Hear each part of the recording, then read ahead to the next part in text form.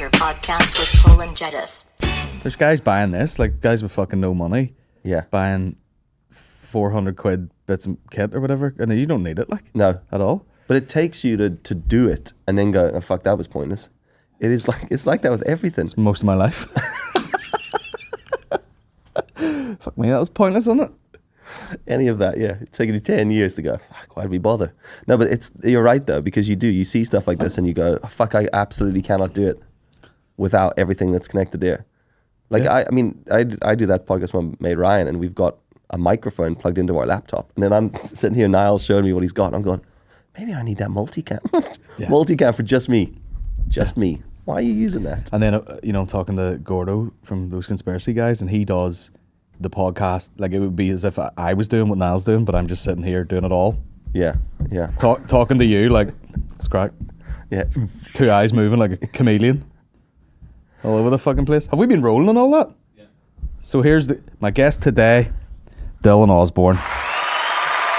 Thanks. How many strings to your bow do you think you would have in your title? In my title? Fuck, dude. Videographer, photographer, creator. All-around good guy. Multi-vehicle, all-around good guy. Multi-vehicle fucking... Kite surfer.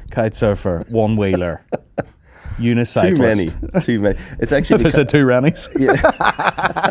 One wheel, two Rennies, one pastry. See what happens. It's become a bit of a joke on my Instagram. Like, my sister messaged me the other day and said, what the fuck is going on with your Instagram name? Like, why is your name all in capitals and spread out in letters? And I was like, changed it too many times, and Instagram's told me I'm not allowed to do it for another 14 days.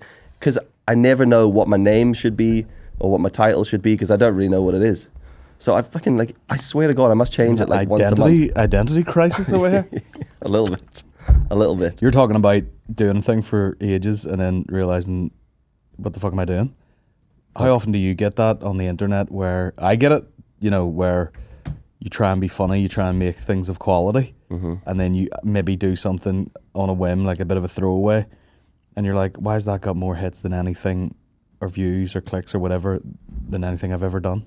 It's that gorilla clip, isn't it? It's really, it's really getting to me. I can feel it. Great clip though. But the gorilla did the work, but the gorilla did the work. But it's all about bringing it together, collating the imagery. But how many times do you fucking see that? Like? Fucking so many times. It's really disheartening. I've really struggled with it a lot recently. Because you do see things nowadays. I mean, the internet's it's just like, what way do you want to do it? Do you want to be the high end, unbelievable content? And people are like, wow, that's fucking amazing. And all the vloggers watch you because your quality's so high and you want to replicate it. Or you're just going, today I'm trying on these bikini bottoms and you can kind of see my fucking asshole. I know. And that shit gets a lot. That's probably one of my most viewed videos. To be It's like good, you're on CGI. Just your fucking whole face and hat and everything. Kim Kardashian's ass. That is real. That is real. Guys. That's the way they do it in South Africa, Powerful in the ass. That's true. That is. I should have those. I'm pretty sure my wife would go, you do have those. But it's, yeah, dude, I've struggled a lot with that stuff. I've always kind of tried to do the quality over quantity shit. Yeah. And it feels like no one gives a shit. So you put in the effort and you do stuff, and it's like, and there's a girl I actually was watching on Reels called Kelladactyl. She's a dancer. There's millions of them now. She's very good, but we were watching her. Big in the dance, Dylan. Big in the dance. I can't even see now right now because he's got 9 MacBooks. He does have a lot of MacBooks. Just stonks. But she does a lot of like just that dancing that you see everyone. The way people do it in the middle of the street, and that you think, you're not tricking me anymore. I know that those 15 people in the background are part of this. And they all break into dance and you go, there you go. But I was watching her, and it's funny that you see that, and then you go, okay, you've done a dance, do another dance. And then you scroll, right, do another dance. And then your attention span drops, and then all you want is just keep doing dances, keep fucking doing dances. And if you aren't doing that, then your reel or your reels or your TikToks, whatever those are, they kind of become pointless. Yeah. But they are pointless in themselves anyway. And you don't swerve out of the lane at all, or people are like, what the fuck is this? Yeah. Unfollow it. That's not what I'm here for. Yeah. I did one when that fella did the ocean spray thing. And I've never bought that stuff in my life. Went to the shop and bought it on the one wheel and just Because the ocean do be spraying cranberries. Yeah. Out of that motherfucker. It wasn't very nice, to be honest. Cranberry juice is disgusting. It wasn't my cut. It was a very like granny mush sort of thing as well. I can imagine my gran sitting up. Right, the only reason I think people drink it is from a medical point of view. It's something to do with keeps your piss good. Is it? It's like tomato juice. People just do it to make them feel like they're doing something good. It's like some sort of you've got a fucking kidney infection or something, or really? like a UTI. It's like you drink the cranberry juice and it just burns your pisser out. Jesus. So if anyone's drinking it, you're like, I can see what's happening. Yeah. Ugh. It wasn't nice. I literally just went into the spa, bought it, and then went out in the one wheel, and then crashed the one wheel on purpose to make the gag. Yeah. And I thought it was very good, and it worked. It worked really well, and it was probably the most viewed reel I've ever had, with like 68,000 views. Whew. Got 3 followers from it. Oh yeah. Winning. And I watched that and I thought, what the fuck was that? What was the point in any of that shit? Because no one cares. Because people watch it and they go, fella crashed. Yeah. Send to their mate goes, hilarious. Yeah. I've seen the original, now I've seen this also, and that's cool. Yeah, and like some people shared it and people who followed me liked it. But what I learn't from that and a couple of other ones that are sort of similar, I did one in the city the other day with some photographs and some lights flickering. I do think the popular song helped, but I learned from that like people's attention spans on things like reels, because people keep saying to me, Dill, you should do TikTok, you should do reel. And I hate that shit. It's mindless. And the viewers who watch it, no offense to everybody, but they're lazy. Like people who are watching those things, because I do it. You just sit and go. But that's when you start delving into that real sort of psychological aspect of it, where you're just like, dopamine, which doesn't go anywhere. There's no reward. It's like, it's that fucking, you either eat this old donut or in 5 minutes I'll bring you a fresh donut, and people just go, fuck it. Like they just eat it. Like that's TikTok. You're just like, and it's just, whatever way it collects the fucking stuff, it's just like, it gets everybody. You're sitting there and you're going like, this is just a good mix of things that I'm vaguely interested in that keeps me hooked in. I'm just like, oh yeah, there's a compilation of big rugby hits, big tackles. Fuck. Oh, this girl's got big tits. Oh, there's someone fucking, getting like surgery and something. Yeah, like someone popping a spot. Toenail, someone's popping a spot. There's a borderline street fight, more big tits. Like it's just enough of a variation to keep me like, you must be on my feed there. Right? Oh, yeah. And then you'll fucking, you get the old one from like Belfast where it's actually quite funny, and you're like, who the fuck's that? Who's this motherfucker making videos out here? Yeah. But it just doesn't. I just don't think it goes anywhere. No, I don't really. And people say like, "Oh, you get a load of views on it." I'm like, "But what are they worth? Like, they're not. I don't think they're worth anything." And I'm not. I'm not saying they're pointless, because I have physically said those words. But if you use them correctly, if they're part of a broader spectrum of content, they're fine. They should be something to throw you out so that people find you others. But the problem is, for me, I don't do those things all the time. So I'll put one out, and someone goes, "Oh, he fell off his one wheel, hilarious!" And they go to my next one. It's like, oh, nice telling me about taking photos. He stays on his one wheel on this one. Yeah, break your face again. Yeah, I want to see you fall again. Bullshit. It's like it's just that fucking treadmill that you get on and you just can't get off. If it's like, I've seen people do that where they're comedians or whatever and they're fucking trying different things, and one of the things lands a little bit, and they go, fuck, that's me sticking with this for the next decade. Yeah, and you're like, no, wrong way to do it. Like, don't just jump on the first thing that did well. Yeah. Because a lot of times these people are better than the thing that fucking stuck for them. And you've wasted a lot of time on that. I sometimes feel like that about Instagram stories, because when I started doing them, I had friends doing YouTube and they were like, you should be putting this effort into YouTube. And I was like, nah, man, I get good sort of traction on Instagram. But I used Instagram because I got like commercial work from it, which was quite cool. I used it as marketing. Yeah. I never did a show reel because somehow Instagram worked. And I often wonder, like looking back, going, were there dudes who are in, like my age in that sort of scenario, looking at Instagram the way I look at reels, going, fucking Instagram bullshit. Like everything's vertical. These guys have got a short attention span. I'm going, let's work on a treat. I know. These old guys putting up like one art piece to like Vimeo once a year. Yeah. I can't even get into my Vimeo. Like, I don't even understand it anymore. Every time I try to log in, I'm like, what the hell? I was thinking about doing it for like a sort of uncensored version of the podcast. Like if you want the video podcast where we watch all the fucking porn videos and watch all the fights, and you get to see it as well. Yeah. But then, so What is it? 900 quid a year or something? Yeah, it's ridiculous. Get the fuck out. Why? I know. Why do we have to pay for this shit? I have to pay to put it on. I'm not even like watching shit. I know. You can't even just store it there and use it as a showreel thing without having to pay for it. I don't understand that. I think we've all just got so... Maybe it's the no ads thing. Is that what it is? Could be, yeah. Is there not? Yeah, that's probably... Could be. They probably got to get money somehow. Yeah. I mean, if you think about YouTube and stuff, it's something... I'm that close as to just paying for premium. Just because I want to watch... I've got stuck in this fucking loop of vertical videos on YouTube, shorts. Mm-hmm.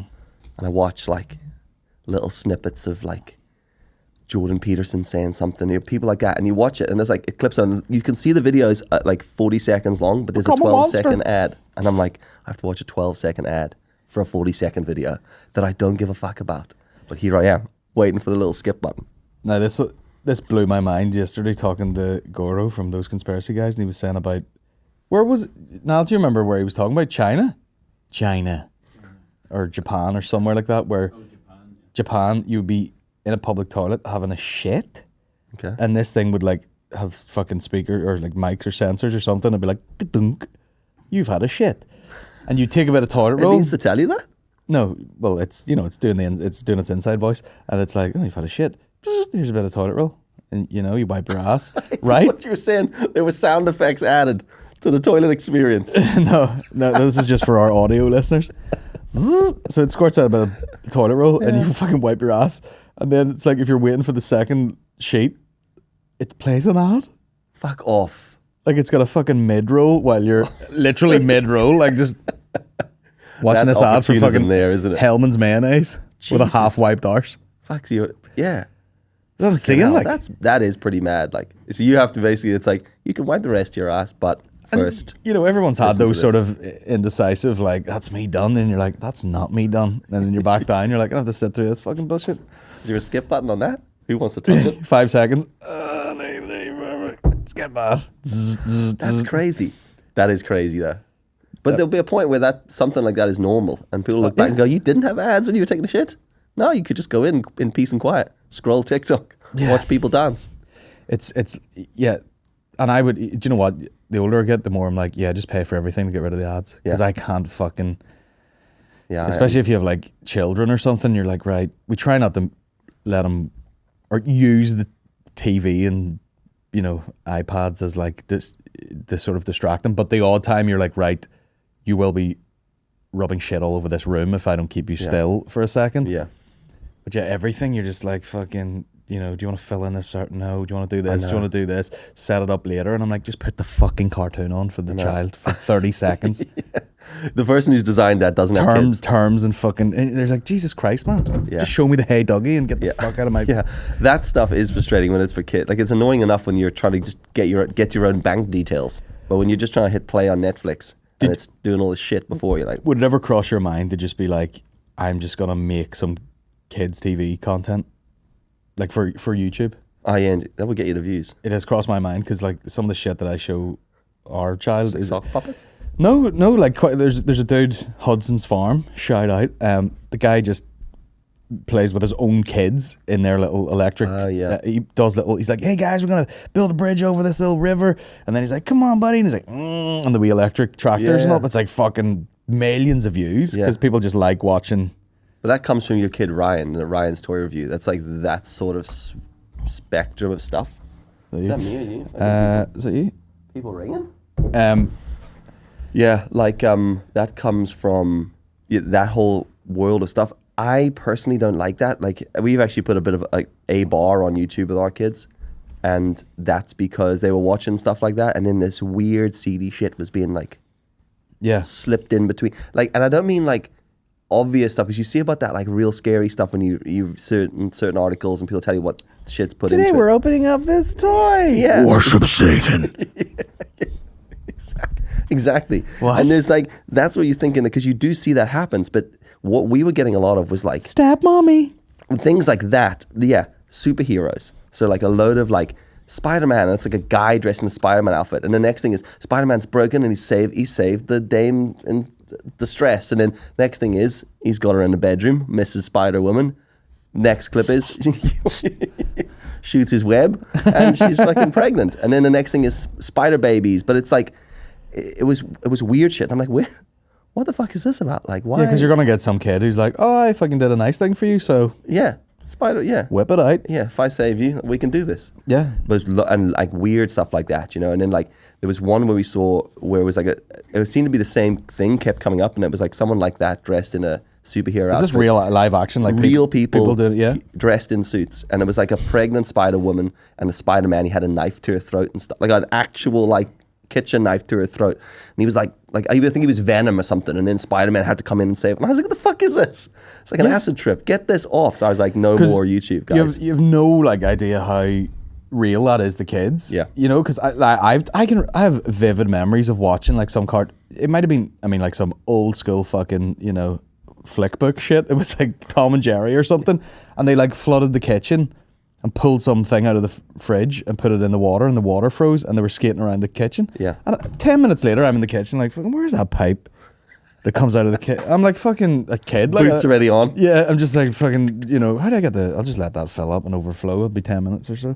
Where is this fucking pipe? Do I get ice skating in this motherfucker? Yeah. Like, I thought that was real. I was just like, I'm going to go do that in our kitchen right now. And that's a cartoon. Can you imagine? Like, And that's quite a, you know, innocent, playful thing. Yeah. And you've taken a leap from cartoon cat to real life fella pouring water on his kitchen floor. But if it's actual people doing it, I'm there at 7 going, this documentary about this cat and mouse set up ice skating, I love it. I'm going to replicate it in the kitchen. Fully influenced by it. Exactly. No, it's nuts. And then all it takes is like, but I mean, you do see that like with fucking, and people put up a funny video and they're like, isn't it funny how like this little fucking boy, this little black boy in the hood in America is going like, motherfucker, like this to his parent. And they're like, where do you get that from? I know, yeah. From someone else fucking screaming at his mother, like, get the fuck down, bitch. Exactly. And then his kid's fucking threatening to hit his own mum. And you're like, oh my God. Yeah. No, it is crazy. My kids did a couple of things, like, they said things, and I was like, you realize that that's not real. Like, I think it was with someone like Ryan's toy review, and they were just like, the way he had toys. And I was like, oh, it's so unfair that he has all these stuff. And I'm like, it's not. His parents are, like, turning him into a product. Like, I'm keeping you away from all this stuff. Like, we're actually doing you a favor. You don't realize that now. And I think it's like little things like with Santa. Like, my daughter put an order form in. She like literally gave us a sheet. And that's what I've ordered from Santa. Mm-hmm. It's like, let me just explain to you on this a second. With their company name and VAT number and all.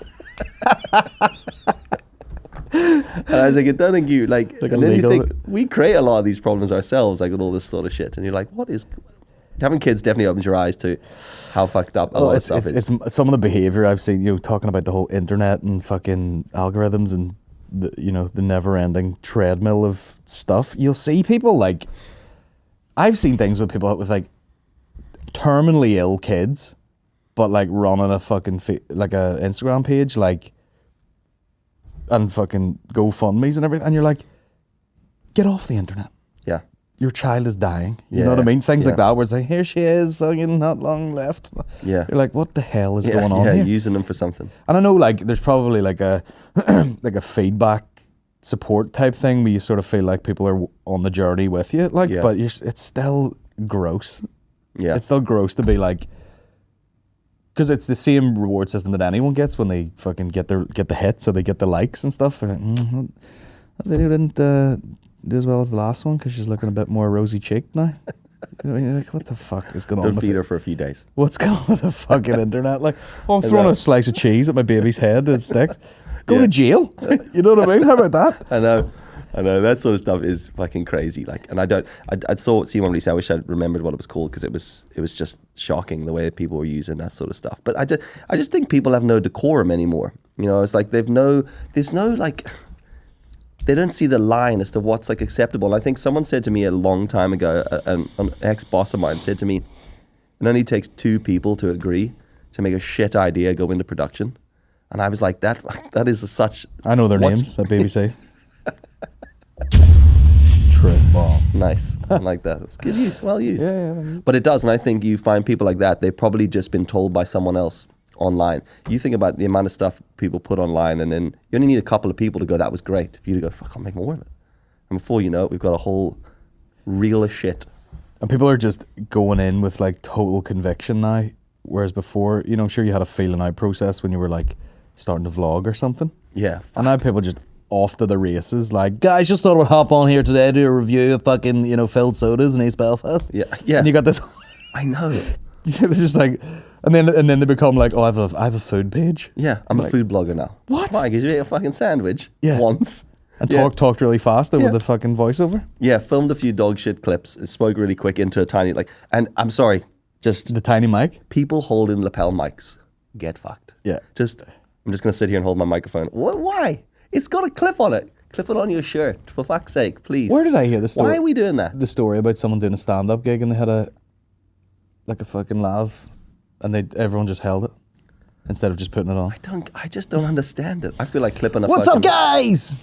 You should have these clipped onto your shirt. Say, fuck it, I'm doing the opposite. Just full fucking thing, just Hanging over your shoulder. What's up? I'd love that. That would be pretty Oh, good. that's how you use those mics? You talk right Yeah, into them? yeah. Oh, wow. Science. Niall did tell me that. He said, if you can get a fist in. But he What says was the mic you were talking about? He says that about a lot of things. Dirty bastard. Yeah, so it's... So your last proposal to me was to make some beer. Yeah. You make beer? Well, yeah, I do. I try. Is it fun? The last few have been really successful. What's the turnaround on a beer? That's the bit. That's they the bit all that fucked sort me of up. change. Like, I mean, generally, depending on what equipment you're using, I've got quite a bunch of good bits of equipment, and it's probably anywhere from 7 to 14 days. Oh, that quick? Yeah. Oh, damn. For some beers, like if you're doing like lagers or something like that, it maybe takes three months. If you're What's the doing something quickest? like that, IPAs are pretty quick. Oh, right. The Yeah. real sort of murky, Sure. like. I generally drink like standard IPAs, so like they're not really mega hoppy or anything like that, but I want sessionable stuff. But it's easy and it's fun. And when you work what on does sessionable screens, mean? You can drink like 50 you can of just them? drink, yeah, Yeah. you can drink it all. I thought that was like a beer hat. I thought that was like an industry term, and you're like, no, you can just have 18 of them. I thought the same, thinking, does that mean something? I'm like, nah, it just means you can sit and have a fucking session. And I thought, Is that what it is? Yeah, basically sessionable just means you can drink them. So because they do actually say like session. Yeah, session IPA is normally an IPA under 5%, I think. Damn. Where technically an IPA should be over 5%. Okay. But that goes back to like when it was made and why it was made and why they exist. There was a high alcohol level. So I think, I'm not 100% sure, but from what So the I've IPAs gathered. exist to have a high.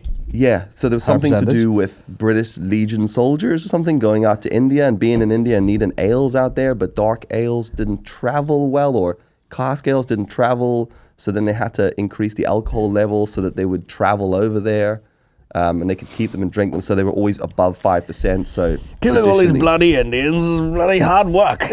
Work up quite a thirst. I've had a fucking chicken madras. Get me a bloody pale ale immediately. Yeah, you've had a hard day, with I'm slavery. quite stuffed. Make it strong. I'll have one. Thank you. Well, you think a tough day with slavery, and then you want to sit down, your beer's gone off. You're like, fuck this, Blow my guys. bloody shoulder out from whipping these Indians. Get me a fucking session IPA. The big man's on the rip. I think, Let's go. So let's hope that was correct. Oh, she's hoppy. Just sweating buckets in India. Jesus, is that a tiger? Fuck me. How strong is this? Yeah, it's 4.9. That is actually a tiger. Fuck off. It is not. It is a tiger. It is a tiger. Yeah. Jeez, the CGI is amazing. Jesus Christ. Imagine what a fucking. I mean, like back in the day when it was like an absolute handling to get beer over. You're not like flying it over FedEx. Yeah. He's like, no problem. I've put in an order. See you in October. Yeah, fucking, yeah, well, that feels like Amazon at the moment, but... I told this story yesterday. The guy, we have these when we moved into this house, I had electric gates and they never worked. So the delivery guys could just come in and out and throw the thing in the little porch. And now they got fixed. So they close when you drive out and the fucking nobody comes in anymore. And I heard there was like a buzzer like in through the house. And I just knew it was a delivery guy. So I hit the button and the gates opened. But he didn't wait long enough. So he just jumped out of the van. Obviously like hopped the fence or something, was like walking up the driveway, and I swear to God he just was like I was like, oh sorry man, it wasn't quick enough, and he goes, no problem, I'll leave this here for you. And I mean like, fucked it on the floor. And I was like 10 meters away from him and I was like, oh, is this for COVID now? So that you were outside as well, and he was like, can't be I bothered. was just walking down to giving it meet you. him and he's like, I'll leave it here for you, but it was way too aggressive. Fuck's sake. And it was a tile. My wife ordered a tile sample Of course she did. That's the sort of, and now That's where we're at now in our lives. Now we have one jaggy tile like on the floor in the bathroom. You're like kicking it and all like, what the fuck? Why am I? She testing there just to walk on, just like every day. Get out of the shower, put the toes in it. I like that. Feels good. Underfoot. First of all, they send you one tile, but it's the tiles where you need 4 to make a pattern, and then you use another 4, so it's like the one quadrant of this fucking thing. Jesus. Like there, that's what it looks like up there. Pattern is it? Against our thing. And you're like, wow. You can imagine the whole wall was like that. You're like, well, why don't we just fucking imagine it without the towel then? You can't.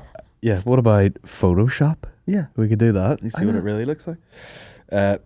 Fucking hell, session IPA. Yeah, session IPA.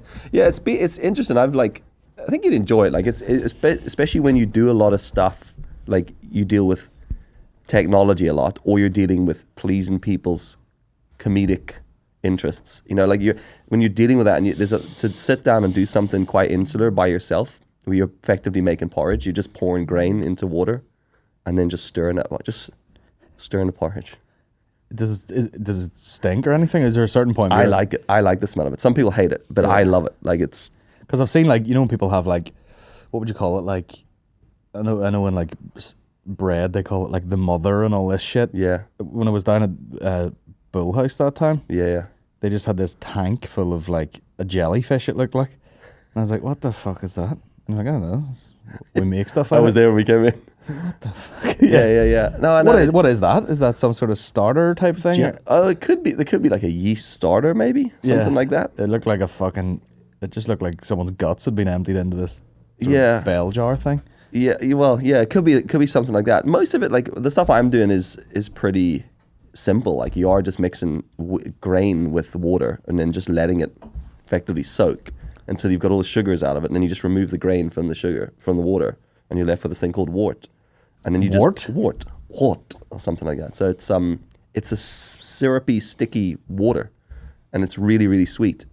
And then you boil it to pasteurize it, and then you throw yeast into it, and then that yeast will eat all the sugar and turn the sugar into alcohol. So the more sugar you get out of the grain, the more sugar there is to the yeast to eat. The more sugar it eats, the more alcoholic it gets. IPA. Shout out to our sponsors, Beer 52. If you used to go. How much of that world do people actually enjoy it, or are they full of shit? I think there is definitely a bit of both. Like I have been doing it for years with my brother very fucking badly. So badly. Like we try to do on stove top in our kitchen. We bought induction cookers and fucking stupid pots and shit. And I think you're making crack. It's about to admit, it is a bit like a meth lab in my garage in a minute. But we did it for years, and we made loads of beer, and they were all shit. Every single one of them we made, and we make in small batches, opening them up, and then every beer was like, pour it, sniff it, and go, yeah, I can see where I went wrong, dump it. So for fucking ages, we were making it wrong. We just didn't know what the hell we were doing. Yeah. And it wasn't until I started working, like I do work with a company called Get a Brewed, and they're basically like homebrew specialists, and they also work with loads of microbreweries all around the UK. And from working with them and just asking billions of questions a day, why do I do this? What am I doing wrong? You could see they're looking at me like, dude, just listen to what we're telling. So I worked with them, got some new equipment, and see ever since that, game changer. Like I'm making beer that I'm drinking now. So you're doing like £15 and you're making like 35 to 40 bottles of beer. Nice. And it's great. And I'm doing a stout at the minute. It's stouts, IPAs, lagers. It's amazing. I mean, some of those, beer club type things, it's like, I see why you can sort of get these in bulk and give them out for nothing. Yeah. Because you're like, no one really needs or even asked for like a fucking raspberry stout or something. I couldn't think of 2 flavors that go together. You might as well do a fucking, it's a toothpaste cider, like worst flavor combinations of all time. I swear to God, I spilled. It was like one of these fudge brownie stouts or something. Like super sticky. Yeah. Super fizzy. Like opened it and it just went everywhere on the table, and then I was like left it to the next morning, and I literally could like scrape it off like it was old paint. Like put like a credit card or something, just like, and it curls up like fucking like a fruit winder. I was like, this is absolutely rank. But most of them are like, it's a 1-tin job where you taste it with someone else and you go, that was weird. Yeah. There are a lot of beers. Give me a like fucking that. like warm tin of Stella where I feel comfortable. Yeah. See, I remember when I first drank Foster's years ago and thought it was this fancy thing. And I was like, Whoa! just drinking some Australian lager. You're like, what is it? And then you get Foster's? the Australian, they're like, what the fuck is Foster's? Yeah, exactly. Drink that shit. Exactly. So I think, and exactly that. And I think that was from drinking warm plastic bottles of Stella in the Limelight. Yeah. Which I never want to do ever again. I know we were traveling this other day and you were like, oh, don't mind that little. What do you have, like a sort of, you know, feeling like a dirty bitch beer? Or have you like fully moved on to like, you know, you're like, you're like, you got Brewdog or something? You're like, Yeah, I'll not bother. I would drink Brewdog, yeah. I don't mind Brewdog. But would you Brewdog would you ever be like, I would very rarely drink like. what if you're at your mate's house and he's normal. like, do you want a fucking Corona or something? Yeah. I try to avoid Corona in all aspects now, but but I would drink something. I mean, I'd have a Budweiser or like, a Miller what- or someone, but I would never use my money to purchase that because I don't enjoy it. But if I got to someone's house and they were like, do you want a beer? And I was like, yeah, what do you got? And they were like, Miller in a box out of the fridge. I go, I have water. Really? But if it was a hot summer's day and it was in a fridge and it was cold, I'd crack something like that. I'm not really snobby about it. I don't drink in excess. So when I drink, I want to have something that's a bit of an experience. Okay. Yeah. Bit of ritual. Talk about it, chat about it, maybe just dump it down the drain after a few sips. I think it's like, yeah, if I ever did that, it's like, I'll just drink whiskey. Yeah. You know, I'll go like, if I'm just having like 2 drinks or something, Yeah. I'll just get a nice whiskey that I have lying about or something. There is like a... But when it comes to drinking, I'm like a fucking English football hooligan when I drink beer. Like, can see that, yeah. both physically and in your And emotionally. in your choices. I think it's like, I've always been... I say not always. In the last maybe 5 years, I think I've matured a bit. But I always say to people now, I'm like, everything is shit and everything is great. It just depends how much you want to get into it. So like, all beer is great and shit at the same time. Just depends how much you want to enjoy it. Like pizza. Yeah, That's like another one, pizza. yeah. Exactly. And it's just how much, like you making your own pizza. Like you can just go to Tesco and buy the Hawaiian for £3 and cook that in your oven if you want. Or you can buy an uni and fuck around. Yeah. And throw pizza dough and talk about sourdough. It's all those things. It just depends how much you want to eat. We can't be into everything, but You can buy the uni and cook that £3 pizza in there, stone baked. actually, I wonder if that would improve it. Well, they did, there's like I seen a whole fucking channel where people were like, you know, they walk into like a Michelin star chef and they're like, hand them a McDonald's and be like, make a gourmet. Really? And the guy fucking smashes up the chips and like pours cream in it and No way. makes like a puree thing and puts it all out and does all this shit. Puts with it on it. a plate this size. Yeah, just takes all it, just swipes it off. But Smears it across. There you go. right across the fucking table in a weird trousers. But it's like, you probably could. I've done that forever with everything. Yeah. Like I remember Maureen, like when we had just kind of met, and she was laughing at me because I had made a cup, like a golden veg cup of soup, and I was like fucking black pepper and chili flakes and all this shit, and she was like, "What are you doing? This is not convenient anymore." Like, Taking it out of a packet. I've always done that. I've just spiked everything with my own shit. I've done that with pizza, right? Yeah. I went to Little Wing and it was the first time I'd ever tried an egg on a pizza. They do that Yeah. spinacci thing with the egg. So I was like, fucking right, I think I'm going to crack an egg on the Tesco pizzas. Oh So my they were- God. You know, they're like 12 minutes in the oven. So after 5 minutes, just slide that out. Wee egg in the middle. There you go. Gourmet. I have to admit I do. I am quite guilty for doing shit like that as well.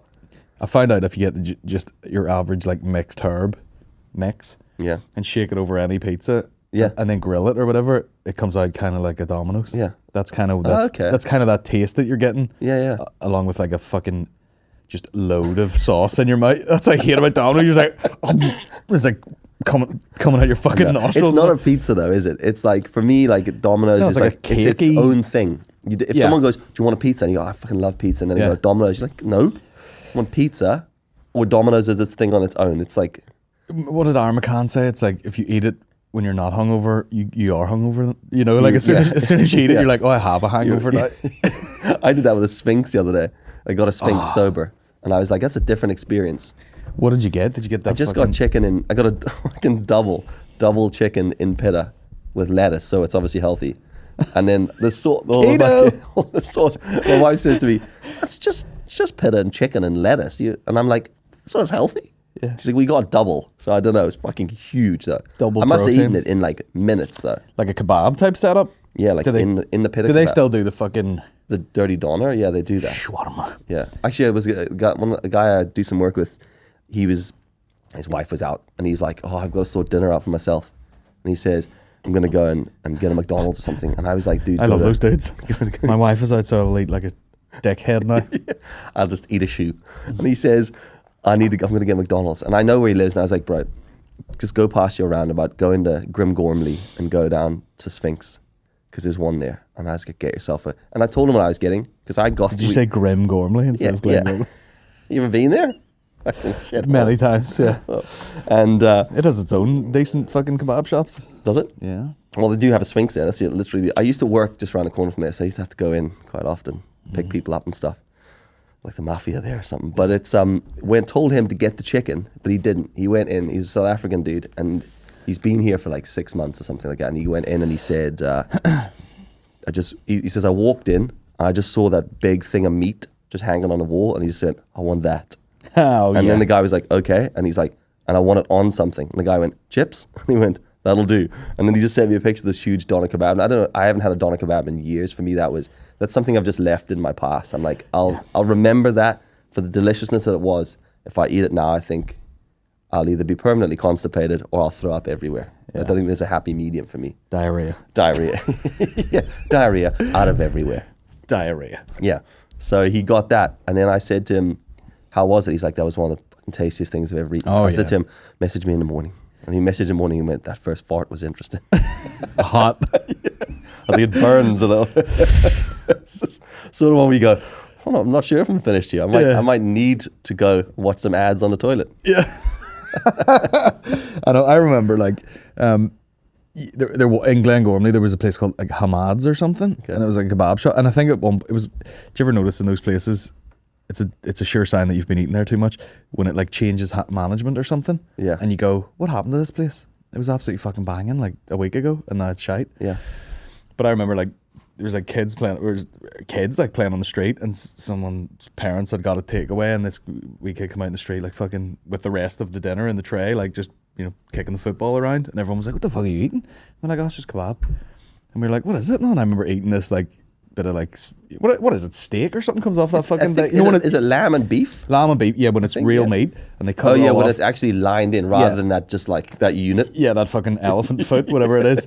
And that shit's horrible. And I remember eating this thing with like that real fucking house sauce, fucking garlicky shit, and I had and I was like, what have my fucking parents been playing at? I know. Yeah, beans on toast. I mean, fish fingers around here, and there's this garlicky boiled beef.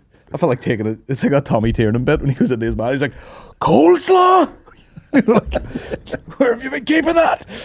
It was like that. I was just like, fuck all this. Why am I eating this bullshit at home? Like, I know. And I was like, "You get this every Friday at your house?" And they're like, "Oh yeah, I'm sick of it. Do you want it?" Probably dead 10 years later though. I know. Just cholesterol killed them. That stuff is nasty, but like it has a place in our lives. Well, it's like one of those things like, at a fucking kebab shop like that, you're like, "Oh, it's a dirty fucking kebab and they're cutting steak. That should be healthy." Yeah. Just like steak and it's lamb. when you put it on chips though. Yeah, the chips fucks up. All the sauce. But it's funny because people are always like, "Oh, dirty kebab, night out. I'm going to get the shits." And then I was in Mexico and they do that al pastor shit, which is just pork like this. And everyone's like, "Man, tacos are in." Tacos are in right now. Put it in a taco though. It's not bad for you, isn't that? Like it's this weird. Like we were watching this shit about like this. It's a doner taco. Yeah, this dude in Mexico on YouTube, and he was eating like all sorts of weird shit in tacos. And Pam and my wife's watching. I'm like, "What are you watching?" Just a guy eating intestine tacos. Well, that's what an intestine's for. Yeah, they wash them out first. You were talking about this the other day. Your wife has obviously got an issue with just watching people eat. Yeah, she does have a thing for that. Yeah. Weird. Doesn't give a fuck about me eating though. Are you trying to get my dinner and walks off? You trying to get all sexy in the corner? Yeah. We've got today, Dillon, just a lot of cock-shaped things. Just me in socks and a bowl of ramen. I'm just gonna eat this cream egg, but just the inside of it. Oh jeez, don't even talk to me about cream eggs. You ever seen that picture? I find this is not just the place. Just cut that one sentence out. This is not the place. As the promo. Don't fucking talk to me about cream eggs. Not again. Well, I'll not have to show you the picture then. This fucking dude. Every year, at Easter, some fucking dick someone sends me this. It's either at Easter, one of my friends sends it to me, or it's when someone meets me for the first time, and then they go, God, Oh, you look like the cream egg guy. What? Ah, fuck's sake. Cream egg. Who's the cream egg guy? Cream egg bum. That's what I have to Google search for this. You're gonna there's a guy, right, who stuck 9 cream eggs up his bum. And people send I gotta Google that now. Oh my god, Easter world record. I stuck 9 cream eggs up my bum. And people are like people will meet me and then it'll normally be like a couple of days after and they'll just send me this picture. You remind me of this guy. And I'm like, fucking, it's not me. Just for the record. I've never got 9 up my bum. That's way too many. Stopped at 7. Scotch cream eggs? No, cream eggs. Just put cream eggs. I just got absolutely distracted there. I don't think I'd want to be putting those up. No, that's a fucking not a real image, is it? I have no idea. That's not a real image. I don't know. I've never seen the scan before. But that's the picture people send me. 1, 2, 3, 4, 5, 6, 7, 8, 9. What I want to know is, didn't they just melt immediately? Probably not immediately. If you got them in quick enough, would you? I mean... Are you using one to push the other one in as well? I said that. Or are you going just thumb in, next one, thumb in? I think it's just, you're like putting fucking just rounds in a magazine. It's just like, it just disappears in there. What position are you doing this in? Like how, on your back? Probably on your back. Probably on your back, because you got a bit of gravity going your way as well. You don't want to be doing stand up and just falls. Or you're doing it like that guy on X Factor that crushes walnuts with his ass. But you just put them all. He gets them all up there and he's like, I probably should have taken the foil off these. Oh, Jesus. Now that I think about it. Because then they're melting inside the foil. I wonder, do you still get the calorie intake? Probably not. That's probably the healthiest way to eat it. Oh, yeah. They're in and then they're straight out again. If you want a nice feeling and no cals, put it up your ass. But I just thought, who's doing that? Also, it says record smashed. I thought this was he'd stolen them in a shop or something, but it's like, no, he went for the record, yeah. So he's in the Guinness Book of World. Well, so he's flicked through the book and he's gone, what can I do? He's achieved, he's not running a fucking marathon in the quickest speed or anything. High jump? Not for me. No. What if I eat the most amount of hot dogs? No. Have you seen done 8 cream eggs? I could do 9. Yeah, I could do reasonable. 9. I could do 9. Now, if you're talking Cadbury's mini eggs. Yeah, 100. Yeah. Easy. 2 kilos. Whole bag of them. Including the bag. Put a funnel. They're a problem. They're a fucking issue in our house. Really? I don't know what it is. Can't. See that texture. That's what I was going to say, yeah. The crunch and then the thing. You're just like, I'm going to eat these till I die, like a Labrador. You know when a Labrador gets into your cupboard and just fucking eats itself dead? I can't do cream like those ones. No? The mini eggs or minstrels. The texture of them. No, I see. That's what I like. I like the fucking... Oh, I like it. It's the texture of them on your tongue. I don't know what it is. They got a little bit of... Chalky grit. I love that. Have you ever had Edinburgh Rock? Yeah. I love that too. That powdery fucking... I don't mind that. I can do that. There's a... we went over... We're talking about eating these though. Yeah, Edinburgh Rock. Yeah. Yeah, it's far too grippy to get up your ass. It's like putting fucking limestone up your asshole. But we were doing a bit of a Euro trip and I just bought this packet of mints in the shop. And they're these really old school Dutch mints. And I fucking loved them. See, just the texture. They were sugary and crumbly. And then... I know the one. I know what you're talking about. They're called Wilhelmina or something. Wilhelmina. They're hard and you bite into them and they crumble immediately. It's like and chalk, then just disappear. Yeah. Wilhelmina mints. I had those in ages. But obviously Dutch Frank, who anytime he goes home, he gets some. And then as a secret Santa, Maureen's sister got me a fucking 5 kilo box that a wholesale box you would get for a shop. And I ate them in about 2 weeks. I ate every fucking one of them. That's how old school they look. They look like fucking, like a packet of, like some sort of... They look like pharmaceuticals. Yeah, it looks like... by Pfizer. Well, I'm fucking well up to date on my boosters. No teeth left. Oh, there's a wee single one. Unbelievable, but they're unbelievable. They are, yeah. But I know what you mean. Yeah. I dusted the box of them. Just by yourself? I had to hide them as well. I was like, I can't have From these yourself? in the house. I had to keep them in the garage because it was if I want some, I have to walk up and get them and then maybe take one bag and sort of hide it in different places. But it is the texture thing. You're just I just like that feeling. Yeah. I'm just going to keep eating. Yeah. Fat bastard. I'm really bad with jelly sweets. There's 2 things that I love. There's these chocolates called Gillians or Gillian. Have you ever seen them? They're the shells. Little white box and they're chocolate marble shells. I love them. I don't know what it is about them, but they're just... Do you buy yourself a little box of chocolates and a thing of flowers, and you're just like, well done you. Did I tell you that? No. Oh, really? Did I not tell you that? No. Didn't buy the flowers, but I went into Tesco a couple of weeks back. Pamela, every now and then, she'll just buy me a little treat of these chocolates, and I'm like... Secretly filming you. They're my thing. Put them on. There's a GoPro in the box, You dirty bitch. She buys you these as a little treat, and then I'll let my kids have one. I'll open the box and be like, and I don't really care how many they eat, but I want them later on to be like, my dad used to eat those chocolate things. You know, they'll tell their kids some bullshit story I can give them. But I love them. But the other day I was like, I'd love a box of these, and I was on the way back from a shoot. So I went into Tesco, bought a box of chocolates and a book. And I was at the counter thinking, anyone looking at me is going to be going, this dude must be period. Must be.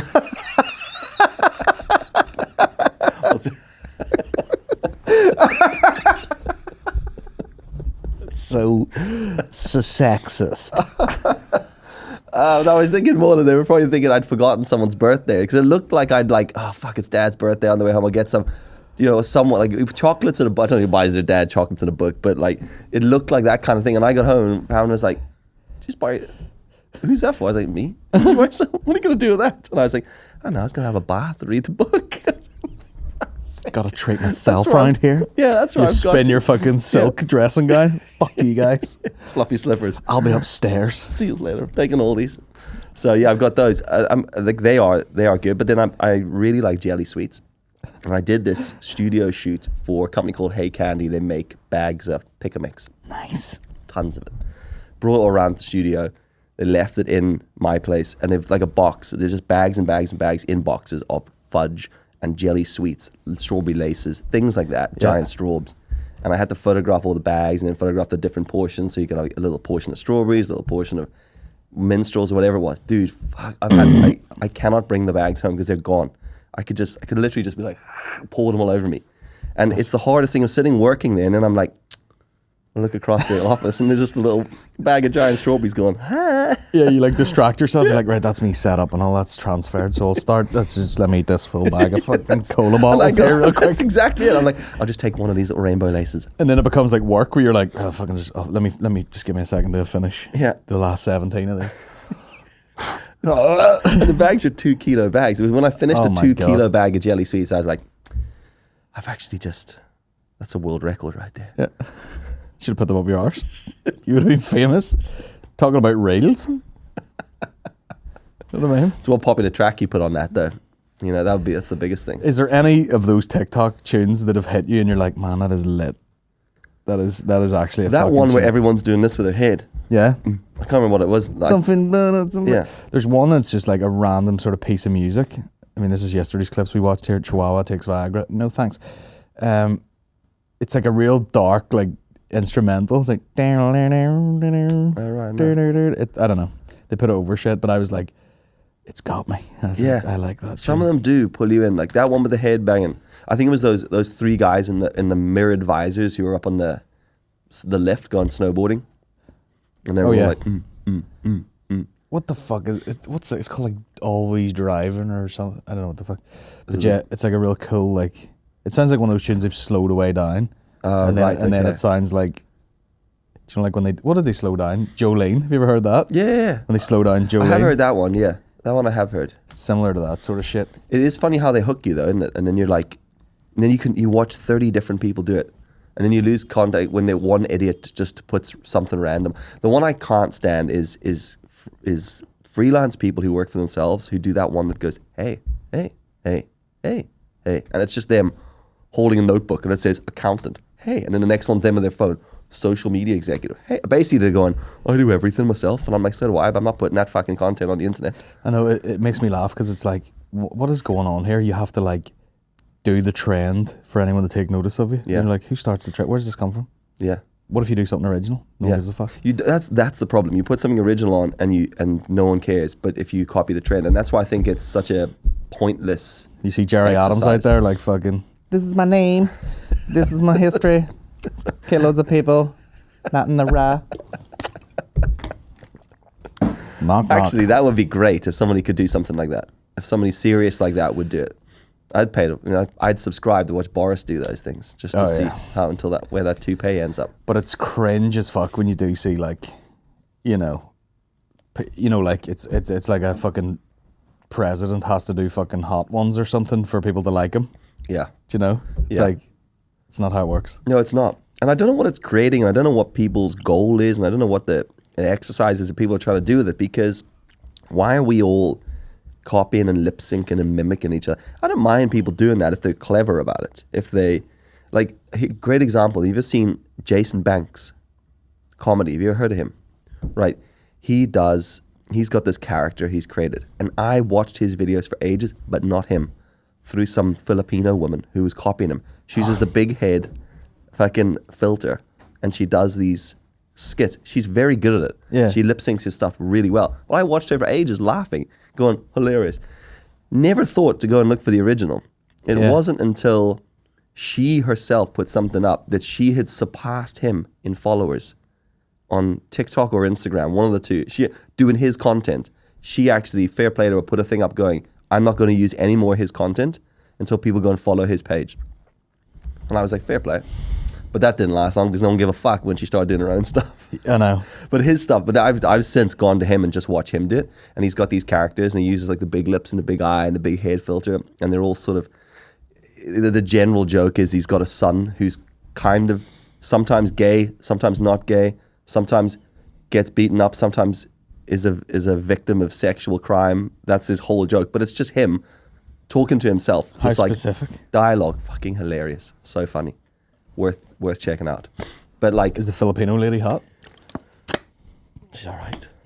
It's objective, isn't it? Objective, subjective, subjective, objective. I don't know. It's subjective. Subjective to objectifier. Yeah. What I was going at. But That's so bizarre. You see a lot of people where like they just get on something and then all the comments are like, "Hey, you're fucked when they get rid of that filter." I know. You know like yeah. You're kind of living off that one thing there, bro. Well, I used to do a little character thing called, two of them, what was it, Wee Owen or something like that. And I just used to send it to friends of mine. And it was all built in that big mouth filter that Snapchat did. It was the only time I used Snapchat. Record a little video, save it down, send it through WhatsApp. I tell them to settle down and get a proper education. What the fuck is this? We've got questions for you. How long have we talked for now? 50! There you go. Look at that. We'll let these questions take us home. Oh shit, wrong one. Bastard. Someone, let me load this up to see what someone's... Oh, that's a real course? All right, so this was like the last question that was actually just a link, and someone said, tell them to settle down and get a proper education. And the course is Outdoor Adventure, BSc. Outdoor Adventure? Who sent me that? Matthew Collins. Wow, I'm trying to work out what the connection is that. And maybe it's just based on the photo, of you like up a mountain there, which I was standing there. Or standing there, which I don't think that's outdoor. A real image. It's a little bit photoshopped. Is that a real image? What parts of it are? You look a lot bigger than that ice cream van. Yeah, well, it's a small ice cream van, to be fair. Oh, yeah. It has to be to fit on that pier. How often do you go on a bit of a photography mission like that? Just when it fucking grabs you? Yeah. Like when you're trying to get the big waves there down it? Yeah, I generally, I've been a lot worse in the last year. Like, I've really been very unenthusiastic to do anything. Right. But generally, on a good day, I'd be pretty spontaneous with that stuff. So I've got a couple of friends who I'll go do stuff with. But was there a period of when you had kids when they were younger where you couldn't do that at all? Or did you just be like, no, see you later anyway? Yeah. Yeah. Couple of things make that though. My wife's the most patient woman on the planet. Yeah. And she completely puts up with all of my bullshit. And I am the most selfish human being on the planet. So that combination works in my favor a lot. But also, I irritate the fuck out of her. So when people go, is he not here? She's like, thank God. He annoys me. Because I just picture fucking, just screaming kids and the place is a mess. And you're like, the sun's going down here, so I'm going to go up the Mourns. That's exactly on what an it electric fucking, whatever kayak. It is, unicycle. An electric kayak. On the top. Yeah, I'm not like... And she's more just like, it's about time. Get the fuck out of here. Yeah, you've been here for almost an hour. Yeah, so Yeah, it's nearly. I'm gonna have to start charging you if you stay here any longer. To be honest, you've eaten your food. I've watched that. Now fuck off. I've seen what I needed to see. You dirty slut. Now get out of here. Exactly. Buy yourself some makeup. She lights up a cigarette. I was back in the bed. You've dipped your sausages in the beans. She's fuck off. She is really patient, I have to admit. But I have always, when my kids were really young as well, there was like one of my wee one like used to get a lot of seizures when she was small and end up in and out of hospital a lot. So we had a really chaotic couple of years with her. Right.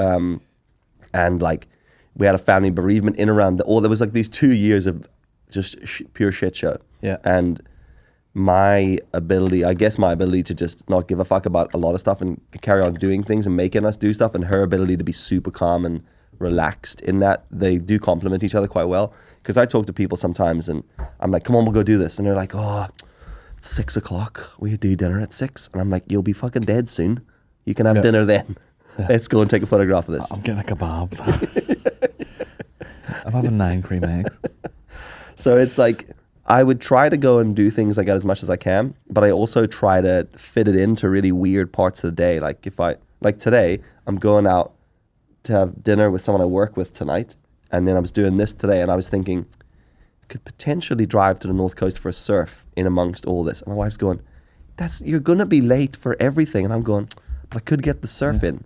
Like I try to slot everything in, so I've never really looked at my day as like a day. I always break it into like 3 sections. There's the morning, there's the mid-afternoon, and there's the evening. And I think because I look at it like that, I'm quite open to just going and doing something later on and seeing a whole chunk of a day that a lot of people don't. Yeah, definitely. And you know, it's something I used to do a lot, but we do have a young baby which fucks it up. Is like the night time's a whole other fucking day. Like you can do.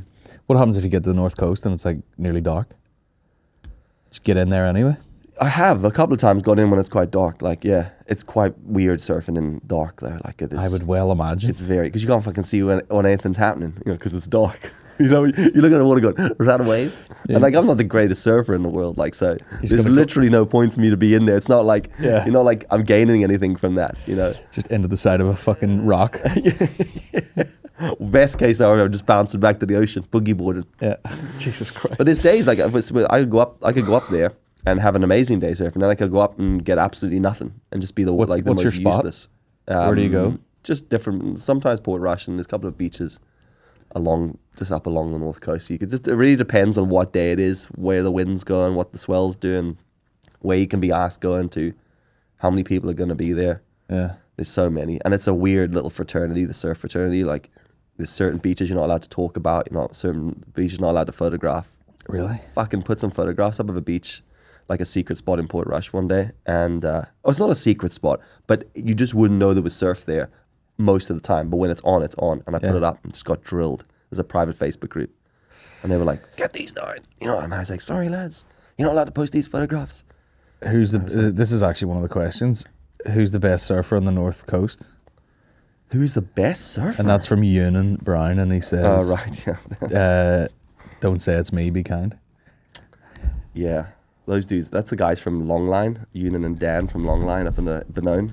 Right. To be honest, like, he's joking because he definitely wants me to say him. But if you're gonna surf, those guys have got a vibe about them that is everything that surfing should be. It's just people out having fun, having a laugh with their friends. They surf together on waves.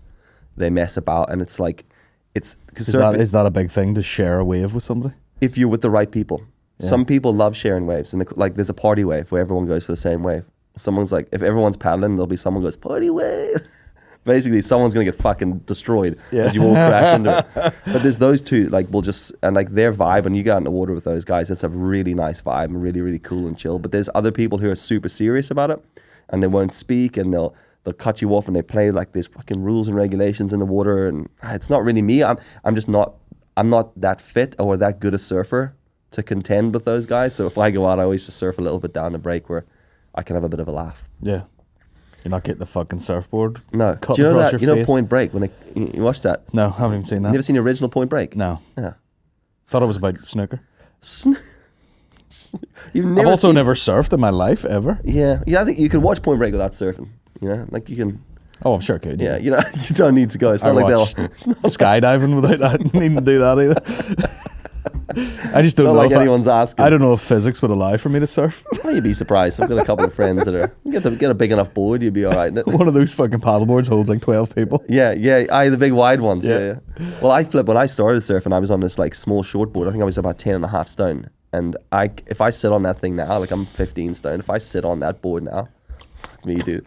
It's like I'm sitting on a fucking toothpick. It's just a foot underwater, and it's just me sitting there. Got a skateboard under your ass. Yeah, basically, yeah. It doesn't move. So I've got to take this big long log board thing out and paddle out about. It's just been like, but there's this part of me's going, I'll be able to surf that. I'll get back to that level. Yeah. My wife's going like this. Oh, with all those cream eggs, you won't. No, up your ass. Not at all. What other questions? Kim McGivern, what do you think is the best comedy series to ever come out of Ireland?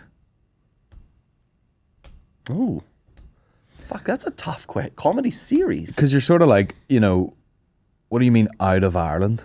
Because, you know, like Father Ted even out of Ireland, or was it like Channel 4? Yeah. Huh? It was Hat Trick. Right, which is what? Southern. Hat Trick, hit me up. I actually, you know what? I actually don't even know how good my knowledge would be of Irish. Like, I'm going to say Hardy Bucks. Never even seen that. Because it's on Netflix now, but like, I always knew of it because they were sort of making internet videos and I was making internet videos at the same time. Obviously, they were much more popular and they got fucking multiple shows out of it. But I never really gave it the time till like maybe a couple of years ago, and then I watched it and I was like, this is fucking brilliant. Hardy Bucks. Hardy Bucks, yeah. I've never heard of it. I'll have to take a look and see. It's fucking great. But I was never into Father Ted. Like, I never really gelled with Father Ted. I know it's funny because Graham Linehan wrote that and wrote a bunch of other shit, and I would watch the other stuff. Yeah. You know, before I would fucking... I think I'll get his whole... I think my problem as well, sheet here. being South African, I think when I came over here, I watched a few things early years of moving over here and didn't really understand the humor. So there's a lot of shit that was just over my head. And I think, you know, when you think like, that genre's not really mine, I didn't get that, then you never really go back to that stuff. So wait till you hear this. The IT crowd, this is Graham Linehan, Father Ted, Black Books, Motherland, Big Tree and the Walshes, loads of shit, The Day Today, loads of stuff. Black Books is lethal. Yeah, I've watched Black Books. That's Bill Bailey, is it? Bill Bailey, Dillon Osborne. And it's funny, that Motherland show. Yeah, so would that be classed as... That's what I was thinking. It's like, where's the line? Dillon Osborne's in it, but I wouldn't... Do you have to pick like fucking, you know, stuff that RTE made? Yeah. Or can it be like Irish produced stuff that's successful? I'm a big I like Black Books. I quite like a lot of the stuff that the boys at Four Alarms and Hog do. Yeah. I think they're pretty... I saw them play in Belfast a couple of years ago, and they were really good. Like, their stuff's really quite funny and entertaining. Like, I think they... Do you know they did Lavery's back in the day? Did they really? It's so funny. And then one year they just fucking went into orbit, and I was like, just doing the rounds, like, hey, do you want a headline here again? And they were like, yeah, our show just doesn't...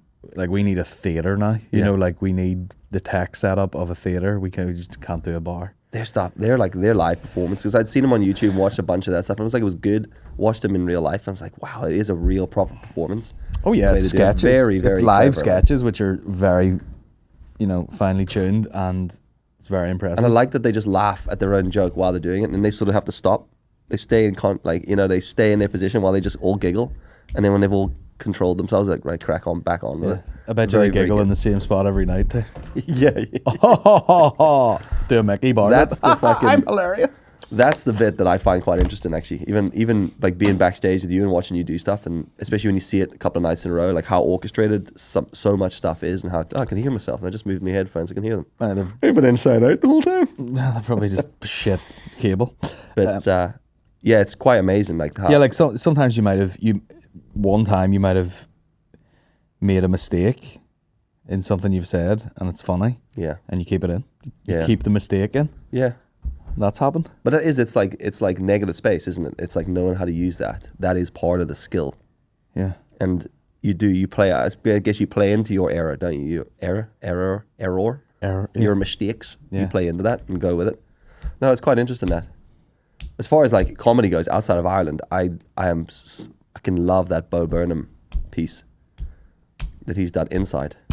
Do you know what's so funny? Like, I don't watch any comedy, and I just didn't even really watch that, but was in the kitchen and was it was on the TV in the kitchen. I was like, just from what I could see, I was like, yeah, that's very clever. That's good. That's good. Yeah. Haven't seen it. Yeah. Couldn't tell you anything that happened, but just what he was doing and how it was produced and all, I was like, oh, that's Would very you smart. not watch that because you don't want it to infiltrate your mind, I guess? No, or you don't I want just can't be arsed. Just don't It's like just not- comedy. it's not, it's Only watch dramas on BBC. It's like Nothing. not where I get entertained. Yeah. You know what I mean? Yeah, I I'm feel with like you.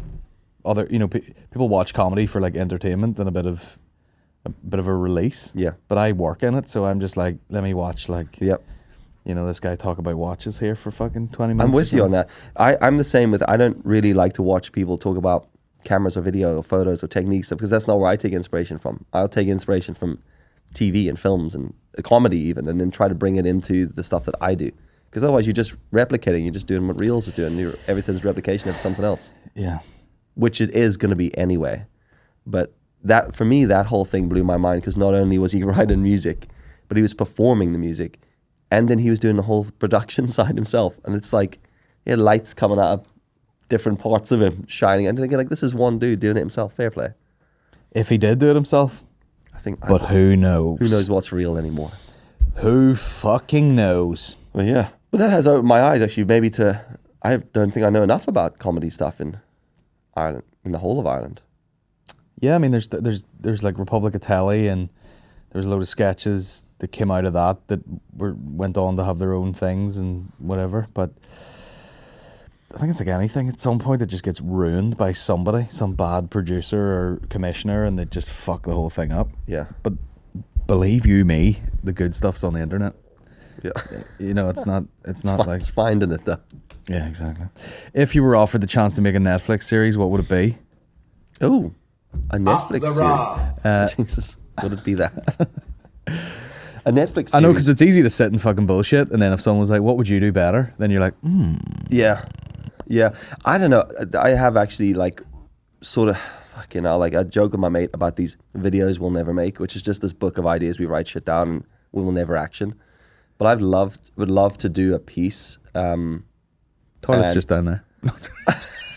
That's so bad. Cut that out. I would love to do piece. a piece all about the impact social media has on creative people, like the comparison point of view and like the fame, more so from the fame side of it, because I don't think people realize the impact fame has just on you as a human being and your own mental health and what you do, and not coming at it from a mental health point of view, but just like you see these people and people are chasing it, and they're seeing people online and going, that guy's got 4 million subscribers. That's where I need to be. That's the point. You're like, do you realize what that fucking is? Like, do you understand what that is? Because you can go on that direction, and then one person trolls you on the internet, and then that can really kick you back. And you think, if you got 4 million people following you, how many of them are trolls? All that shit do you have to deal with? I have a few connections in the YouTube world that I would love to tap into and be able to sit down and talk to them and ask them, like, And like, there's things like, even before the internet and stuff, somebody would, like reality TV. You could be a reality TV star once and you're like famous forever. Yeah. And no one wants you for anything else. Yeah. And you were famous because you were a bit of a fucking character or a bit wild. And now you're just the person from that forever. Yeah. Yeah. And no one's paying you to be that person forever. They paid you once for that bullshit. Yeah. So you're walking around just like, unless you can figure it out, just kind of fucking skint, and everyone knows who you are. And that's how you end up on Celebrity Big Brother. well, that was the original one. Like, they're still, your woman that died there last year, fucking anorexia or something, was still fucking Nikki from Big Brother. That's right, yeah. And that was fucking decades ago. Did she do anything else? She was just Not Big really. Brother. She was just a bit like a sort of crazy character. But people, if you said that name, people would know who you were talking about. Yeah. But she wasn't, there was no spin-offs for her. No, there wasn't. That's right. And I think it's interesting, especially for the next generation of people, because I think our age group, we grew up without the internet, and then we were introduced to the internet. So we know what life is without the internet. We know how to communicate with people without the internet. We know that there's limitations. Just because you can write a comment calling someone a dick doesn't mean you should write that comment. We understand, like, I guess, social cues and social interactions in a different way. And I think there's a lot of kids coming in now who see these things and want to push for this fame. and the people they're watching are people that I guess can mentally deal with it a little bit better. But like I worry is like the likes of my kids and like what they're going to do and how that's going to impact them and where their boundaries are going to be and where their line, like what's the limit? Like where do they go? Like my kids say things like they'll just like, they'll be playing a game on their iPad and they'll just be like talking to people. And I'm like, who are you talking to? Steve. I'm like, who the fuck is Steve? That's bizarre. Like, he's like, it's just a kid who's playing this game. I'm like, it could be a kid. Is it? Or it could be some sleazy dude or is it in big a basement Steve? somewhere. Yeah. I know. And it's like, and I think that people don't realize that all that fame like comes with a whole load of baggage around it. And I think people just jump into it. I mean, I know just from the little glimpse of bits that I do on Instagram and YouTube, like I have people who will I have a tiny following, and I have people who will say, hey, I follow you on Instagram, I like your stuff, and then they'll chat to me and it's quite likable. But then I've also had a couple of people who want to find out where you live. Yeah. And would probably eat your shoes while you're sleeping. And it's like I've had a couple, like a guy who like tried to find out where my house was, and a dude who went on a total rampage yapping at me about stuff. And like there was only 2 people, but those 2 people were enough to put fear in me and just be like, fuck, this is real. Like you've got to deal with it like with a bit of a level head. And I think like the next generation, all those barriers are down. They don't give a fuck. They don't care about their security. They don't care about their, I don't know, the safety on that side of things, or like their identity. And the safety thing is weird. Like, yeah, you want to be famous till, like someone just won't fucking leave you alone on like a night out or something. Like, and then imagine if you've got there and you go, this isn't for me. It doesn't fucking matter. Everyone knows who you are now. Yeah. You spent years putting out content, playing with toys with your kids.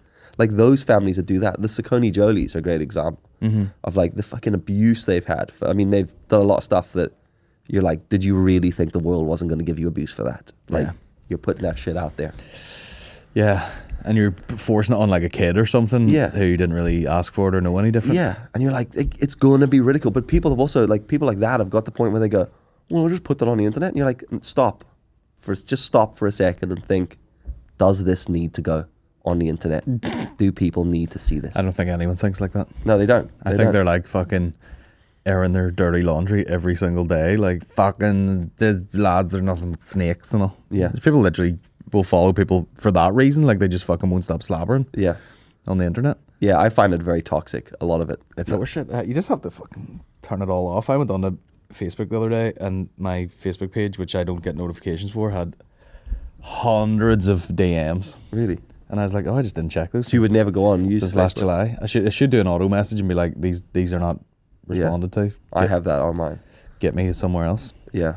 I don't use Facebook. Or not. No, me neither. Mostly just because I can't be bothered working out where the hell everything is. It takes so long to get anywhere. Scroll 4 or 5 times. Like, are we at content yet? Or are we still... I know. Is it still part of the infrastructure, the very interface? Slow as well on the desktop. For some reason, it just doesn't go quickly at all. So you're going to make a show about fame. I don't know what... I would like to do...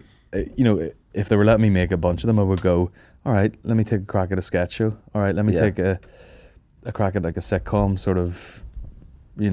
Always Sunny style type thing. Yeah, that would be quite and cool. Then let me try something else, and then let me try some docs, and then let me try some food stuff. I could do it all. I think documentaries would be the end goal on that, and that video thing that I was saying would be a doc style stuff. Yeah. And part of that would just be that I'm interested in that. What does fame do to you? And it's just about general fame from social media. But for me, the challenge would just be in a little bit of precision. Doing things with a little bit more attention. Everything I do is so fast and quick. Here's a weird story for you. I was at Lavery's last night, and there's these girls was at the bar beside me, and this girl was like, no way. You Barry? It's fucking Colin Gillis, is it? And I went, yeah. And she goes, oh my God, I can't believe you're fucking in here. And I was like, we run the comedy. I'm here every week. Run the comedy. I'm on the fucking bus. And she was like, oh my God. And the other girl was like, who is it? Who? And then she tried to explain to her, and then the girl who didn't know who I was like, can we get a photo? And then she goes to take a photo. And then she's like, oh my God, I can't believe this. Let me get you a drink and all. These are children, like, she's about fucking 19. She goes, and I was like, no, I'm driving. Fucking don't worry about it. No. And she goes, oh my God, I feel famous. And I was like, you're not. What? I was like, what sort of weird feeling, what sort of weird scenario was that? I was like, I feel famous. I feel famous because she's met you. I think it's mad. No, she's like, I feel famous. Yeah. Like, what is that thing? What is that thing you're saying? That's mental. Because she's made, it is odd, like. And the other girl's just like, I still don't know who you are. But I've got will it get me views and reels, will it? I've got the photo of it, and me standing there, there's 2 coffees. Jesus Christ. I tell you, I had a message from a girl the other day, on Instagram. It was like I definitely got catfished into something. Do you like cream eggs? you Mr. Cream Egg. You got cream? Yeah, I got this. You got cream eggs? Got this you got message. This message from someone the other day, and it was just like a real vague message. It was like, it just said, "I've messaged you," and I was like, "Oh fuck, that'll just be ignored." Yeah, it's a Nigerian dude in a shed. I assumed it was a prince of Nigeria, so I just ignored it. And then it was like 3 days later, "Don't be so rude." And I thought, what the fuck? Sorry, what's happened here? I try to reply to everyone who messages me, and for the most part, 99% of them are all pretty cool.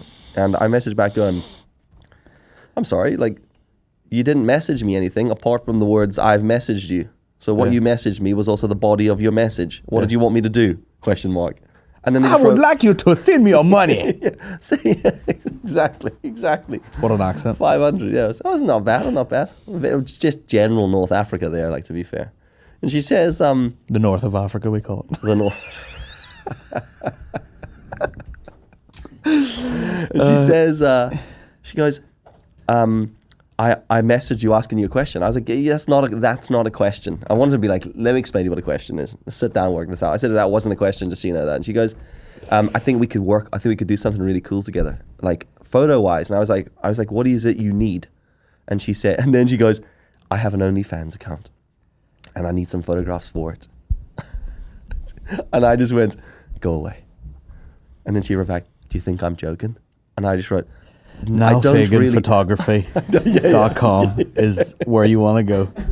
And I was like, I don't really care if you're joking or not. This isn't really for me. I'm not really interested in it. Thank you very much. All the best with your photos. And then she just wrote back, that's a pity. I think we could create something really sexy together. And then goes, I'm currently taking photos myself. And then just sends me. Do you still have them? No, I deleted. Can you show me who it is after? I can show you after.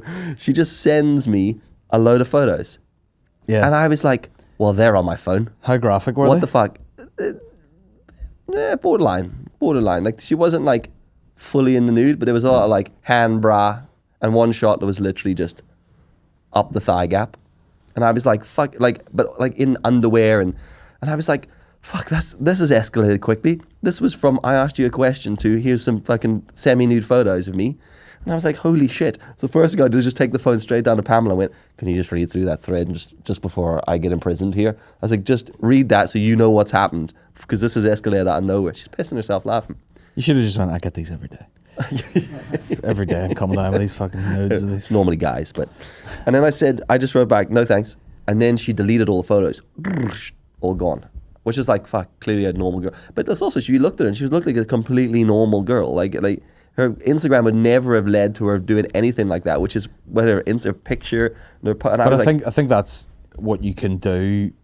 I think that's why you can do it. Yeah. You know, you can put stuff up and probably it goes into certain categories and then people all around the world are looking at it. Yeah. You don't just be like, I live in Bangor, anyone in Bangor want to see my asshole? And then everyone fucking knows who you are. Like I think it can fall into categories the way any videos do. It's nuts. It was absolutely nuts. I was like, from there Banter, you go. Decent tits. Decent tits, yeah. Fat ass. Loves a wee box of chocolates. We love a box of chocolates. Bring a book. And a book. Well, that was just me. I was going, well, I'm going to be very careful as to how I answer people from now on. I'd just be like, yeah, I'll take it. Is it wrong to... What is this? Is it wrong to look at JD Sports catalogue in the same way I used to look at the K's catalogue when I was a kid? Quite graphic photos. What was a K's catalogue?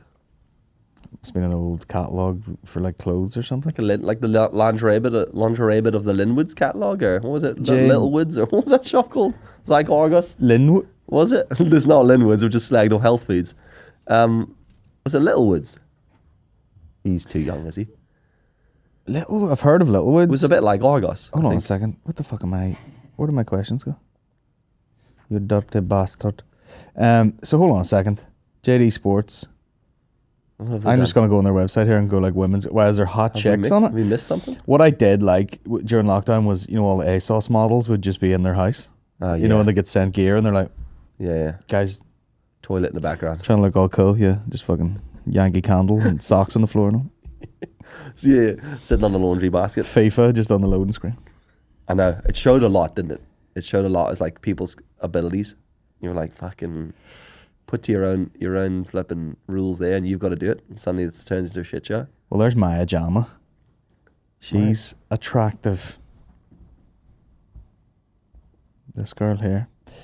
I don't know. And we're not. I mean, I could access actual porn. I don't think that's for now. We'll do that afterwards. It is for now. Let me see. There was fucking one last question. We'll do that and we'll get out of here because is it cold? It's cold. I'm alright. You alright? We think we have one last question. It isn't warm. It isn't warm. Do you remember like when I first moved in here and you were helping me edit that video? Yeah. And it was like, fuck it. We had the fan like on the desk at our faces. Like, yeah. With Aaron McCann in our ears. Yeah. But you didn't have any of this up as well, remember? Because that was where we were. This was just one big open space, and you were like, "I'm gonna have a gym in here." You've got a bed, actually. Is what you've got. I would have had. I do have a bed. I would have had a gym area had that guy let me keep the mats. Oh yeah. He took the mats with him. A bastard. Bloody bastard. They were cool mats. Does he miss the way Friday nights used to be in Roma's? Oh, Jesus, is that a guy called Nick? Matthew Johnson. Oh yeah. Yeah. Fun. Yeah. Used to. What was that? Bar in Newton Ards called Roma's. That's where I met my wife. It was the one bar I was like, I'll never date a girl. I mean, Roma's. Married one. It's just a bar we all went to, like just an average, normal bar, like nothing really special about it. But it was one of those things. You didn't work there or anything? No, just I worked around the corner. But we all used to go to after. There's a few friends of ours, and this is a bit of a controversial topic here because he might argue about Matthew, but I always believed that me and my group of mates created that thing that happened in Roma's, and then there's other people that feel it was them. And Pamela, who was a late bloomer to that group, used to call it, her and her group's friends used to call it a Friday night club. Great, nice one. Wow. And I was like, listen, we've been doing the Friday night club for Master of branding. They used to be get drunk and go FNC, and I was like, seriously, no thanks. We used to ride the bikes and then go around there and ride BMX bikes, and then we'd go and get a beer and just have a couple of pints. And it was literally like me and 3 other friends, and then just old men everywhere. Nice. Just old man bar. And then a couple of friends joined us, and then different groups. And then we ended up this huge thing in the back. And now if you go there, before flipping the pandemic, if you would have gone down there would have been like Friday nights would have been pumping, and Saturday nights ended up with a DJ and a disco. And as far as I'm concerned, none of that shit existed before. 4 These hippies. Youngsters on their BMXs are going to look some 4 little hippies on their pumping bikes. tunes. Going in there.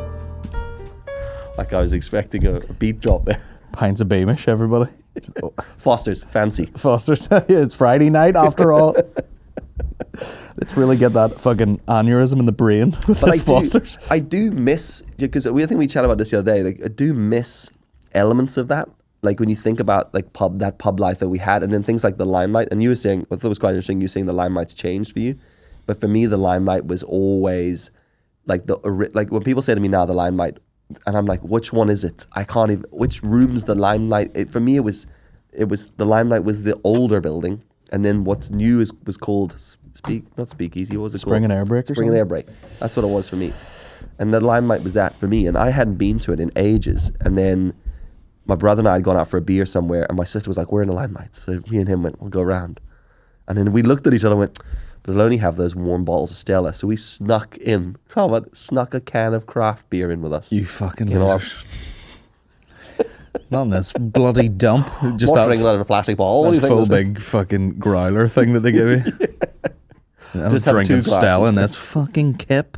We legitimately did. What a pair of cocks. Just wee mini pump. Yeah, a little tap on it, which you could do. Yeah. So and that was the last time I was in there. We stood there in the middle of the dance floor, my brother and I, and With a little these curvy cup. little tulip glass. Like that. Yeah, tulip glass. That's what I'm looking for. Is that over 5%? I'm not sure. That's an IBO. Sniffing it and drinking it, like thinking. People vomiting down your back and all. Hopping. It is. Pretty much, people with straw folded over their Stella. Is that a taking the tipper? whole thing. A tipper? Dipper? What are we talking? We dipper, yeah. And I was like, and I left that going, not for me anymore. Yeah. I'm over it. I'm old. I'll just leave that. I can stay there with Doner Kebabs in the history. Yeah. And I'll never go near it again. Yeah, sometimes. So, like, there was some people working in Lavery's at the comedy club, and I was just like, have you finished your GCSEs, Pat? Just some wee girl, like an actual little girl working there. I was like, oh my fucking God. I know. It is mad though, like when you do, like the age gap's huge. Yeah. Like it really is. I'm driving out the other day and seeing people queuing up for the Limelight. And I was like, I'm going, Is that how young we? Because at that time you're like, stop. We didn't look that young. 19. We didn't look that young. I don't think we did. I haven't changed in 15 years. Yeah, you have. I was just standing in the queue like. I feel like my eyes have got older in my head. Like a Strokes t-shirt that doesn't fit. Yeah. Right a rock here, guys. Let's go. Yeah, freezing cold. Just gonna wear a t-shirt. Yeah, you're like, it's soaking wet in 3 minutes. It looks good though. The whole way, you're like that. Goosebumps the whole way up to the door, and then you're in, but you look good when you're in. You don't. I'm gonna wear this. Some chick's gonna be like, I like the Strokes, and the next minute will just be 69. I know, right? I have so many band t-shirts, and in my mind, that's how it went as well. How many do you have now? Do you say you have a full fucking? You have them in storage in a container? I'm the same. They're all small. They don't fit me. I was like, there's about 50 of them, and I was like, I'll just leave those. What's the most obscure band t-shirt you have? Mine? Yeah. Jesus. Probably like Friends bands. Yeah. Oh. Time and they made like 5 t-shirts. One of your mates like fucking black metal bands. Yeah. This is Maggot Piss. Yeah. My band. I think I have a t-shirt from a band here called The Ferals, because my sister actually made the t-shirt herself with lino prints. But I have a t-shirt from a band called The Lightness. Like The Darkness? Like The Darkness tribute act. Really? Yeah. They were playing live in the Limelight one night. We just happened to be there while The Darkness were touring. And the guy was like, there's a band playing tonight. And we're like, who is it? The Lightness. Darkness tribute act. If you were in The Darkness, would you not be like, what the fuck are you guys doing? Yeah. Why are you tributing us while we're tributing everybody else? Yeah. Yeah. Dipper, double tribute. It is a horrible t-shirt, and I remember getting it there. That was back in the good old days when I weighed 10 stone, and I remember being so drunk and saying to the dudes, like, buying their t-shirt, why the fuck I was buying a t-shirt from these guys? It was like £8. Give me your small t-shirt. They were like, we've only got medium and then small. I was like, have you got smaller than small? And the guy was like, well, we've got the girls small. Do you have a large boy? I'll have that. Well, I did, and it was like a fucking crop top, and someone has a photograph of me somewhere lying outside Limelight, like in like effectively a crop top that says The Lightness on it. It's outrageous. V-neck and everything. V-neck, short arms. You know what I mean? Yeah. That girl cut t-shirt. It comes in at the waist. Yeah. Oh my There's God. me like a silver belt. That's the name of the podcast then, The Lightness. That was all for the questions. Cool. We will wrap it up. Thanks for joining me. That's cool. Thanks for having me. That was good. I enjoyed that. Round of applause. Thanks for coming. We'll do it again sometime. Those mics are good. They cut out that audience. Oh yeah, it's amazing. Yeah, cheers, man. We'll do it again. No worries, man. When we're both making Netflix shows. Yeah. That we keep talking about. You'll be interviewed in mine, hopefully. Yeah. What's it like when people come up to you in the Limelight, for example? What's it like when you put all this effort in and people still call you fucking Barry? We'll see. Right? That was good. Cheers, dude. Cheers.